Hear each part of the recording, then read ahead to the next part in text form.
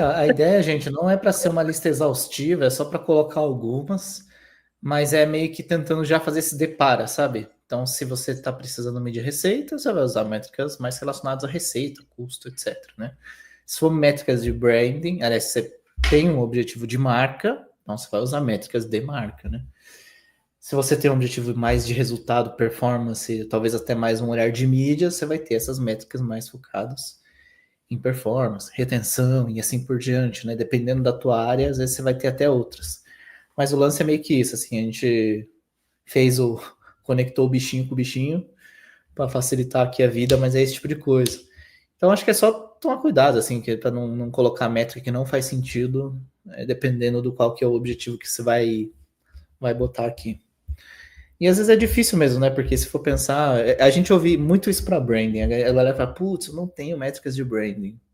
E às vezes não tem mesmo, porque tipo, você tem que ter pesquisa, você tem que ter, sei lá, você tem que rodar uma campanha e rodar um brand lift, aí você vai conseguir ter uma métrica de branding.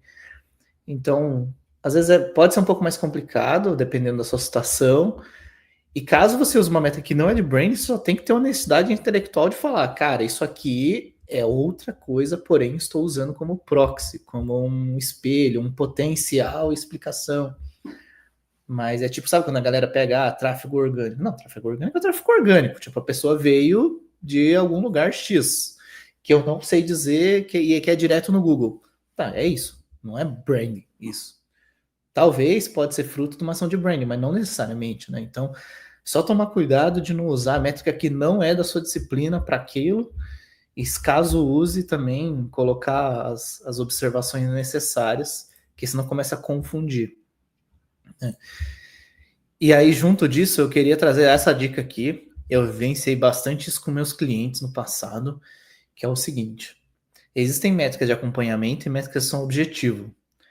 E é um pouco diferente, né? Aqui eu acho que vai ficar meio evidente o MQL, que a gente falou 1 milhão de vezes. Eu sei que a galera perguntou aqui um monte de coisa, mas basicamente é isso. Se é um lead qualificado pensando nas regras de marketing, tá? Então imagina que, sei lá, tem uma meta tal de MQL, definindo isso como objetivo. Então esse é o objetivo. Todo o resto, assim, sei lá, se não bateu o MQL, não bateu, acabou. Não bateu. Triste. Vamos chorar, vamos melhorar. E se bateu, ótimo, solta champanhe. Mas assim, se não bateu, não dá para você inventar e pegar e falar assim: ah, não, mas o CPC ficou mais barato. Ou o CTR ficou melhor. Ah, tá, mas assim, é outra coisa. Então tem métricas que você vai ter para acompanhar, ou seja, é meio que termômetro para você entender se outras partes da operação estão funcionando, porém elas não podem ser o fim por si só, né? Caso a gente já combinou que o objetivo é MQL. Então, não pode mudar o alvo no meio do caminho, né? Tipo, o objetivo era MQL. Ah, não, mas agora meu objetivo é melhorar a taxa de conversão do site. Ué, mas o que aconteceu? Então, acho que é não se esconder atrás da métrica, sabe? Ou usar outras métricas como justificativa. Acho que é tomar esse cuidado aí. E uma coisa legal dessas métricas de acompanhamento é que elas vão gerar alguma ação, né? Então, pô, meu CTR minha conversão na LP tá baixa. O que eu posso fazer para isso? Será que eu posso otimizar meu site, otimizar minha landing page, ajustar um formulário? Que ações que eu posso fazer a partir desses? Não é para eu medir tanto a qualidade do trabalho que eu estou executando, que é isso o MQL que vai trazer, né? Mas quais ações que eu posso fazer a partir deles para eu conseguir chegar na minha métrica, no meu objetivo, né? Então, é tipo a meta é ganhar o campeonato. Mas aí eu não ganho o campeonato e eu falo, ah, não, mas pelo menos eu ganhei do, sei lá, do Palmeiras. Pô, não, a meta era ganhar o campeonato, não ganhar do outro É time. isso. Essa analogia foi boa, mas gostei. A gente pode salvar aqui para as próximas. Tô virando um heterotop dando exemplo de futebol. Ixi. Ó, e aqui a dica é usar métricas de acompanhamento que tem algum grau de conexão com o objetivo final também. Porque também, senão a gente pode voltar para aquilo que a gente falou no começo. Às vezes você tem tanta métrica que você não sabe o que de fato precisa ser acompanhado e se de fato ela tem alguma conexão com o objetivo final, né? Então, se fosse pensar no Purple, eu diria que a métrica de acompanhamento é o alcance, né, dos nossos conteúdos. Né? A gente percebeu até que tinha correlação, etc. Mas, assim, se bizarramente estourar o alcance e não bater a MQL, tipo, não vai estar legal ainda. A gente vai ter que voltar para a prancheta e repensar se tem outras coisas que vai fazer sentido a gente olhar, por exemplo, né? Então, É só ficar de olho nisso e combinou, tá combinado. Opa, dedo nervoso aqui. Ah, aqui, por último, objetivos compartilhados. Isso aqui da Mata também. Não, esse é para a gente falar da importância da gente ter um objetivo compartilhado, né? Esse é um trecho até de um Pius que o Gui fez com o Pizzi, que é como é que a gente, como time, a gente vai ter métricas individuais do time, mas a gente tem que olhar a métrica geral, né? Então, quando eu estou olhando como marketing, eu estou olhando para MQL, para SQL, vendas está olhando para conversão, ticket médio, CS está olhando para retenção e upsell, mas no final o que a gente tem que olhar é a receita, quanto que a gente está chegando no objetivo da empresa, mais perto ou não. Então, a gente tem que compartilhar esses objetivos e sempre se conversar bastante dentro desses objetivos, né? Tem uma observação importante que apareceu um KPI ali de vendas, que é ciclo de vendas, né? Que é quanto tempo o lead demora para virar MQL e às vezes quanto tempo MQL vai fechar uma venda. Às vezes o seu lead virar MQL no mesmo dia, né? Se for uma compra fácil de decidir, às vezes é um B2C, um e-commerce, às vezes essa conversão é muito rápida, mas para decisões que demoram, por exemplo, a contratação de um software, isso pode demorar 1, 2 ou 3 meses, né? E aí acho que é uma responsabilidade do marketing entender como que esse lead se comporta no tempo, né? Então, se esses MQLs, né, que você gerou em cada mês, em quanto tempo eles estão fechando o negócio, até para você conseguir diagnosticar, putz, o que aconteceu naquele mês, né? De repente foi uma mudança no site, eu qualifiquei um pouco melhor por algum motivo. Isso vai trazer alguns insights também, mas que é essa análise de cohort, né? Então, você entender horizontalmente no tempo como que esses indicadores estão se comportando e convertendo para chegar lá no final. E aí aqui só jogando exemplos também para às vezes vai pipocando na cabeça de vocês, pensa que isso pode funcionar para educação, porque entre a pessoa se inscrever, né, demonstrar um interesse na matrícula, ela se matricular tem um tempo, aluguel de carro, isso poderia acontecer também, né? Entre a pessoa começar a planejar a viagem, de fato ela contratar um aluguel de carro, pode ser para pô, aplicativo, a galera faz muito análise de cohort, é a galera doida do cohort e a galera do app. Que eles falam, a galera que entrou na semana X, quanto que é a conversão? Galera que entrou na semana 2, quanto que é a conversão? E aí vai, né? Às vezes até faz cohort diário, dependendo do negócio. Então, esse tipo de análise do tempo faz muita diferença. E aí, gente, para ir para a última, aproveitar para fechar e pegar os comentários da galera, é como defender a ampliação ou não perder seu budget. E aqui é o meu dilema, a minha treta, com é uma parte de desabafo em grupo aqui, mas para mim, a gente escreveu assim de propósito, tá? Porque eu acho que é assim como a maioria dos times de marketing falam. E, ao meu ver, quando a gente fala de defender ou não perder budget, eu acho que é a lógica errada. Porque qual que é o lance? O budget de marketing, ele não é algo a ser ampliado ou a ser reduzido, meio que com base em nada, né? Ele costuma ser um reflexo do objetivo do negócio. Então, o papo de budget, ele deveria ser quase um papo automático. Então, por exemplo, se você confia muito no teu planejamento, você poderia até falar, cara, você quer aumentar a meta da empresa? Então vamos aumentar em 10% a meta, porque eu garanto que eu consigo entregar 10% a mais. Esse é o melhor planejamento de todos. Eu tinha um VP de vendas que falava isso lá no Google. Assim, você confia no seu planejamento? Então tá bom, então pede mais meta. Fala que você vai contribuir mais para o resultado do negócio. Então não é uma conversa de quanto dinheiro eu tenho para gastar. Quanto que eu vou investir na celebridade? Não é essa a conversa. A conversa é quanto você de fato entrega de resultado para o negócio e quanto que isso custa. Então é diferente. Então a primeira cutucada que eu dou é essa. E aí, já que é para ser mais nerd, né? A gente, se fosse falar do marketing, acho que o primeiro exercício, e assim, parece fácil no gráfico, eu sei que tem complexidades, tá? Mas só para dar caminhos. Eu acho que o primeiro lance é entender numericamente quanto que do resultado é do marketing e o quanto aconteceria de qualquer forma. Então, esse exercício aqui é interessante. Se alguém aqui já tem, putz, até comenta, mas essa aqui é a pira. Eu diria que é entender quanto do resultado do negócio vem por inércia do tempo, vem por conta de outros esforços, e quantos por cento é incremental do marketing. Então, nem tudo que é resultado de vendas da empresa foi o marketing que trouxe. Às vezes tem um esforço de vendas, tem outbound, tem, sei lá, outros tipos de coisa, pode ser boca a boca, o próprio cliente, né? Fala, indica, e aí vem mais gente. Então, nem sempre tudo é fruto do resultado do investimento que foi feito no período, né? Tá certo que parte do resultado também pode vir do passado, né? Mas dá para botar isso na conta. Então, a primeira das coisas que eu acho que seria legal é tentar dar uma organizada nisso, né? Então, o que vem dos esforços e o que vem meio que por conta do baseline. E qual que é a treta? Porque, às vezes, tem casos tipo esse. É legal fazer experimento, mas, ao mesmo tempo, ele te demonstra que, às vezes, parte do investimento que você tinha não estava trazendo resultado incremental. Então, aqui está super resumido, tá, gente? Cada uma dessas histórias, elas são mais complexas do que esse slide, que ele é mais ilustrativo. Mas teve empresas, tipo a P&G, cortou 200 milhões de dólares e não viu diferença nenhuma no resultado. Ou seja, tinha um espaço para otimizar o investimento ali, né? Então, às vezes, se a gente fica só no ano passado eu gastava tanto, esse ano eu quero gastar mais. Não sei. Eu acho que é meio... Pode chegar a conclusões erradas. Isso aconteceu algumas vezes, né?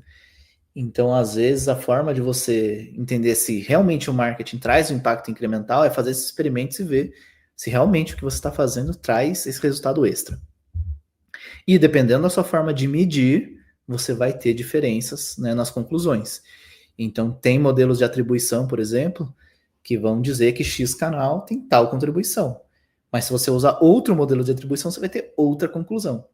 Então, aqui assim, não vou entrar super no detalhe, mas acho que é ficar de olho qual que é o tipo de modelo que você está usando e, naturalmente, quais as conclusões que a gente está tirando desses modelos.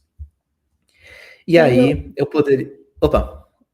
Má? Não, só para você falar um pouquinho mais, porque às vezes para a galera de branding, de marketing e tal, para mim mesmo, isso demorou para ser um negócio que eu consegui, de fato, entender, sabe? Porque às vezes a gente fala de growth, growth virou uma área, né, que cuida de mídia, mas growth tem essa mentalidade de teste, de ver o que funciona e o que não funciona. Acho que você puder explicar mais como é que funciona essa parada de teste, o que a gente desliga, se desliga uma coisa só ou não, porque eu não sei se isso é tão comum. Boa. Gente, assim, na minha cabeça tem duas formas de você entender a incrementalidade real. Uma é experimentação e a outra é modelagem estatística. Só que a modelagem estatística vai te dar inferências, né? Vai te dar probabilidades. E o teste, quando bem feito, se replicável, ele pode te dar resposta. Então, deixa eu dar um exemplo. Imagina que você faz X ações de marketing e você fala, eu quero testar um novo canal. Legal, então você mantém todas elas e... um exemplo simples. Vamos pegar duas praças muito similares de consumo e você fala, nessa praça tal, eu vou botar esse canal novo. Nessa praça Y, não tem o canal novo, roda por um tempo e você vai ver a diferença de resultado. Se a única coisa que mudou, né, é que às vezes é difícil você isolar todos os fatores, mas se a única coisa que mudou em todo o seu mix foi aquela linha de investimento, então, muito provavelmente, o resultado é por conta dessa linha de investimento adicional, né? Então, esse é um exemplo, acho que é o mais básico possível que a gente poderia explicar, né? E aí tem N nuances, tá? Para fazer esse experimento dar certo. E a outra forma é você usar cálculo, eu vou resumir aqui, é um monte de conta, modelagem estatística, para você poder olhar todo o teu histórico e entender, tá, com base no meu histórico, e esse modelo que faz as contas, a gente consegue entender quando que teve incrementalidade do resultado? E aí um monte de cientista de dados sentado do teu lado ali para ajudar a fazer essas contas, né? Pensando em modelagem estatística. E aí o pró é que não necessariamente precisa do experimento, mas o contra é que sempre vai ter uma questão probabilística, né? Vão ser inferências estatísticas que vão te ajudar a entender essa composição. Então, é isso. E se você fica só no modelo de atribuição clássico, você vai falar, o cara veio de tal canal, então é por isso que ele converteu? Não necessariamente, assim, isso não é uma conclusão verdadeira, né? O máximo que você pode dizer é que o cara que converteu veio de lá, e não porque ele veio de lá. Então, por isso que quando eu falo de incrementalidade, a gente precisa ou de um ou de outro. Ou é modelagem estatística ou é experimentação. São os caminhos para você tentar provar a incrementalidade. Será que ajudou, mano? Não sei se deu mais nó na cabeça, mas, mas acho que a resposta vai por aí. Uhum. Galera pode dizer se ajudou ou não, mas é que eu acho que são coisas que a gente, mesmo mais difíceis, mesmo não tão naturais pra gente, são coisas que a gente precisa começar a se aproximar. Se a gente quer fazer uns planejamentos mais alinhados com a realidade mesmo, e de fato conseguir planejar e de fato conseguir entregar o que a gente está se propondo a entregar, né? Isso. E, gente, só para fechar, eu poderia chegar aqui para vocês e falar: nossa, se tiver todos os dados e todos os cálculos, vai estar tudo certo. Aí você vai entrar numa reunião, você vai mostrar os gráficos, a pessoa vai falar: nossa, que incremental, que incrível. Vamos aprovar seu budget. Mas não é isso que acontece. É por isso que eu botei na esquerda o modo reunião de board doriana e a realidade. Então, a gente está com tempo curto, assim, mas a mensagem que eu queria deixar para vocês é o seguinte: é que não é. Quanto mais eu estudo de métrica, eu percebo que o problema não é a métrica, não é o cálculo, não é você ter bons cientistas de dados apenas. Porque, óbvio, se a tua liderança tá super comprada que se você fizer os cálculos tudo bem, tudo bem. Mas não é só isso. Imagina que, dependendo da empresa que você tá, o Succession assim, é o extremo do extremo, né, galera? Assim, esperamos que vocês não trabalhem em lugares que pareçam Succession. Que é aquela série que, né, a galera tá lá, uma puta disputa de poder para ver quem vai assumir. Mas na prática, os momentos de definição de budget é muito isso. Assim, né, caricatamente. Porque imagina que a empresa tem um montante de dinheiro limitado e ela precisa distribuir. Quanto que vai para time de atendimento? Quanto que vai para melhorar o produto? Quanto que vai para o marketing? Quanto que vai para vendas? E assim por diante, né? Então, às vezes não é só o lance de você ter as métricas ideais. Eu acho que tem muito de soft skill, como é que você monta as relações, como é que você monta as parcerias com outras lideranças para daí sim defender budgets, né? Pensar qual que é o melhor planejamento e assim por diante. Então, eu acho que é isso, assim, a parte da métrica é metade da história. Tem uma outra metade que depende muito dessa tua capacidade de articular isso dentro da empresa. E quanto mais hierárquica e complexa pode ser essa navegação, às vezes você precisa de mais soft skill do que até conta, né? Não sei se felizmente ou infelizmente. Tem gente que gosta, né? Mas acho que a mensagem é essa. Uma coisa que eu acho que você está falando que é bem legal é como é que a gente se compromete com a métrica certa, né? E a gente faz essa análise baseada no que de fato vai acontecer. Ontem a gente estava conversando que por um tempo, eu fui muito otimista na hora de assumir as metas. E aí isso me prejudicava no futuro, porque eu não fazia esse trabalho tão bem feito, às vezes numa quentura do momento, de uma empolgação, de vamos, a gente consegue, a gente vai dar. Às vezes a gente se compromete com coisas que a gente não vai conseguir entregar. E o que a gente mais vê nesses momentos de planejamento é aumenta a métrica, a meta, e não necessariamente aumenta o budget. Né? Então, por isso que a gente tem que fazer todo esse diagnóstico, essa análise, quais as métricas a gente vai fazer de acompanhamento, para a gente, inclusive, conseguir pedir mais budget e provar, né? Eu estou pedindo isso para fazer tal ação e eu vou medir dessa forma para você ver o retorno desse investimento aqui. Porque senão a gente não consegue, a gente fica estacionado no budget, às vezes a gente perde budget e aí a gente perde oportunidades legais de carreira, de negócios, enfim, de construir cases legais profissionais, porque a gente não se colocou da maneira que a gente deveria. Isso é muito soft skill, isso é muito, voltando para a carta do eremita lá do começo, né? É autorreflexão, entendimento, como é que a gente funciona também nesse cenário, né? E aí vou dar dicas muito curtas. Para algumas pessoas pode parecer muito óbvio, mas às vezes pode não ser, que é o seguinte. Parte do trampo é você ser uma pessoa confiável no trabalho. E às vezes, se você for a liderança do marketing, você ser confiável significa que seu time é confiável. Então imagina que se você não consegue cantar a bola antes, não dá para dizer que o resultado foi planejado, né? Então, se você pega e fala, ó, esse ano a gente vai chegar nesse número, e você chega, alguém vai olhar e falar assim, beleza, planejou, entregou. Agora, se você não consegue cantar essa bola, e por motivo N, o resultado aconteceu ou não aconteceu, como é que a pessoa que está fazendo a gestão da empresa vai olhar e falar assim, putz, esse time sabe o que está fazendo? Não dá. Então, a primeira para ser confiável, acho que tem esse lance de poder minimamente cantar a bola e depois entregar. E o segundo você tem que ser consistente. Então, às vezes, né? Não sei se vocês nunca viram isso acontecer, mas o marketing, um mês reporta print de social. Aí no mês 2 vai lá e mostra, sei lá, o vídeo do YouTube que ficou muito legal. Aí no mês 3 é um reporte que foi feito para o investidor e ficou mais bonito. Cara, isso não é consistência, né? Tipo, você tem que definir uma métrica, que é o resultado, e você vai entregando essa métrica mês a mês, acompanhando mês a mês. E aí a galera vai entendendo para que serve essa área, quais métricas da empresa ela está movendo, e aí sim você vai ganhando mais moral, vai ganhando mais credibilidade. Aí sim, chegou no planejamento, fica mais fácil da galera acreditar que o que você está falando tem como acreditar, né?